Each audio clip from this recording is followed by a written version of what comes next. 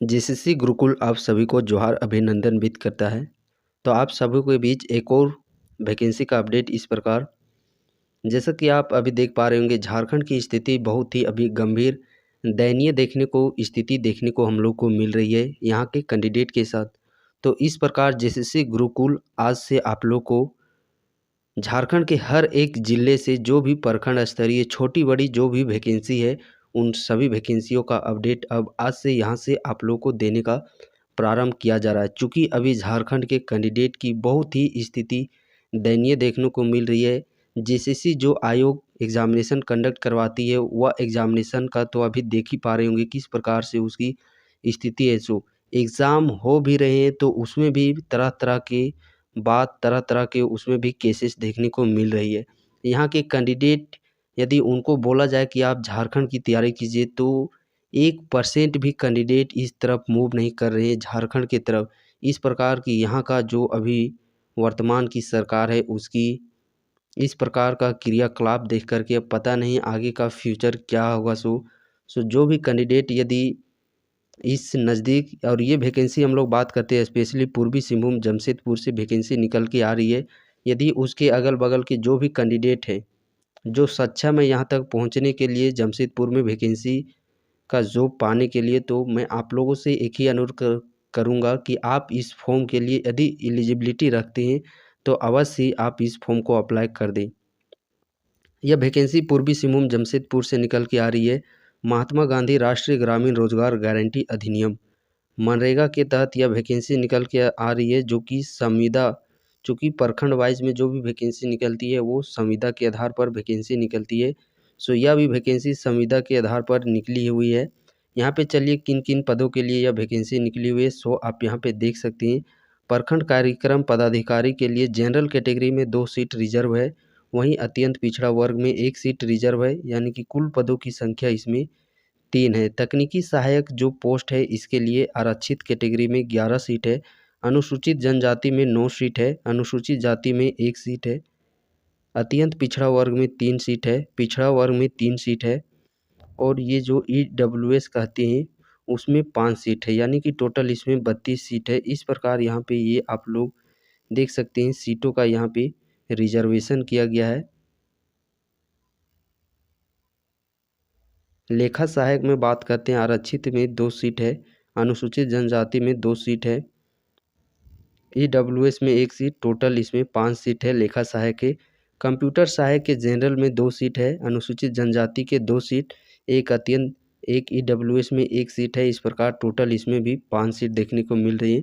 ग्राम रोजगार सेवक आरक्षित में 4 सीट है, अनुसूचित जनजाति में 23 सीट है, पिछड़ा वर्ग में 4 सीट है, और ईडब्ल्यूएस में 23 सीट। इस प्रकार टोटल सीटों की संख्या यहाँ पे 54 देखने को मिल रही है। तो ये इन पदों के लिए यह वैकेंसी यहाँ पे जारी की गई है। चलिए इसके क्या क्वालिफिकेशन है, सो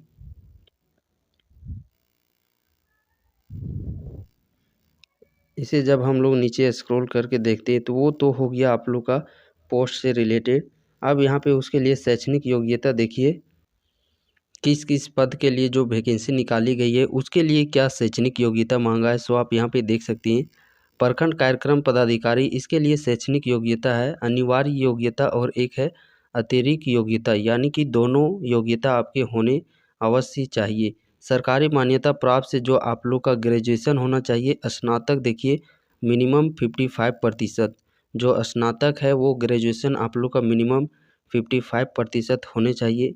और अतिरिक्त योग्यता में यदि हम लोग बात करते हैं, ये सभी के आप लोगों के पास सर्टिफिकेट होने चाहिए, जो एमबीए है, पीजीडी बीए है, या फिर जो भी हम लोग बात करते हैं पीजीडी आरडी, इन सभी के आप लोग के साथ क्वालिफिकेशन भी होने चाहिए, तब आप प्रखंड कार्यक्रम पदाधिकारी के फॉर्म अप्लाई कर सकती हैं।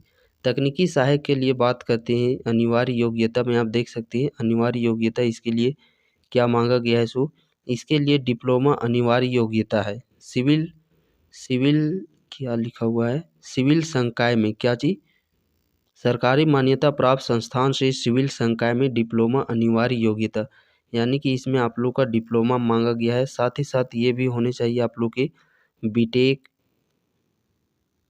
बीएससी कंप्यूटर ऑनर्स, ये एमएससी एमएससी कंप्यूटर ऑनर्स, ये सब आप लोगों के इसके लिए क्वालिफ़िकेशन होने चाहिए।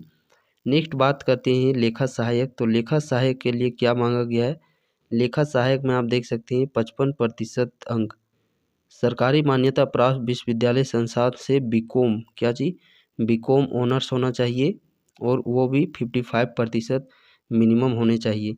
और अतिरिक्त क्वालिफ़िकेशन में वही एमबीए, बीसीए तथा एमसीए, ये सब आप लोग के एक्स्ट्रा क्वालिफ़िकेशन होने चाहिए। कंप्यूटर सहायक के लिए बात करते हैं तो कंप्यूटर सहायक के लिए क्या होने चाहिए एलिजिबिलिटी? सो आप यहाँ पे देख सकते हैं BSc computer honours, BSc computer समान, बीसीए, ये सभी आप लोग के पास क्वालिफ़िकेशन होने चाहिए। अतिरिक्त क्वालिफ़िकेशन में बात करते हैं तो एमसीए, एमसीए कंप्यूटर के समान योग्यता सम्मत समझा जाएगा। तो ये सभी इसके लिए एलिजिबिलिटी है जो कि वह रखी गई है। अधिक ग्राम रोजगार सेवक के लिए बात करते हैं। ग्राम रोजगार सेवक के लिए देखिए इंटरमीडिएट या मैट्रिक परीक्षा के पश्चात किसी भी ट्रेड में आईटीआई, किसी भी ट्रेड में क्या होना चाहिए? आईटीआई होना चाहिए। और अतिरिक्त क्या चीज़ मांगा गया है? अतिरिक्त भी इसमें आप देख सकते हैं वही चीज़ मांगा गया है, समान स्नातक या फिर बीसीए तथा किसी विषय में स्नातकोत्तर, पीजीडी सीए, पीजीडीबीए, पीजीडीआरडी, अतिरिक्त ये सभी योग्यताएं इसके लिए मांगी गई है। यहाँ पे देखिए मासिक वेतन, वो जो कि मासिक वेतन यहाँ पे देख सकते हैं किस किस पदों के लिए कितने मासिक वेतन यहाँ पे आप लोग को दिए जाएंगे। सो नेक्स्ट यहाँ पे एज लिमिट की बात करते हैं तो एज काउंट आप लोग का किया जा रहा है 1/9/2023 से। आप लोग के एज इतना तक कम से कम 18 वर्ष होने चाहिए। और मैक्सिमम वर्ष के लिए यहाँ पे आप लोग को कुछ एक्स्ट्रा यहाँ पे एज रिलैक्सेशन भी देखने को मिला है। जनरल कैटेगरी के लिए जो समान अधिकतम आयु 35 वर्ष है, दिव्यांग के लिए 45 वर्ष है, पिछड़ा वर्ग के लिए 37 वर्ष, वही दिव्यांग के लिए 47 वर्ष, महिला अनारक्षित पिछड़ा अत्यंत पिछड़ा वर्ग के लिए 38 वर्ष और 48 वर्ष दिव्यांगजनों के लिए, अनुसूचित जाति जनजाति महिला पुरुष के लिए 40 वर्ष, दिव्यांगजनों के लिए 50 वर्ष, ये मैक्सिमम इसमें रखा गया है। तो यहाँ पे देख सकते हैं ये एज लिमिट की बात हो गई, क्वालिफ़िकेशन हो गया, यही सब इसमें मेनली जो है इस फॉर्म के लिए अर्हताधारी रखा गया है। और इसमें यदि हम लोग बात करते हैं आवेदन, तो आवेदन आप लोग का ऑनलाइन आवेदन अनिवार्य, ऑनलाइन आवेदन आप लोग के इसके फॉर्म फिलअप किए जाएंगे। और फॉर्म फिलअप किस में करना है? गिरिडीह.nic.in, ये ऑफिशियल साइट है गिरिडीह ज़िला का, तो वहीं से आप लोग को इसके फॉर्म भरने हैं। बैकलॉग में भी देखिए, बैकलॉग में ज़्यादा नहीं, बैकलॉग में तो बस 2 ही सीट है यहाँ पे आप लोग को देखने को मिल रही हैं।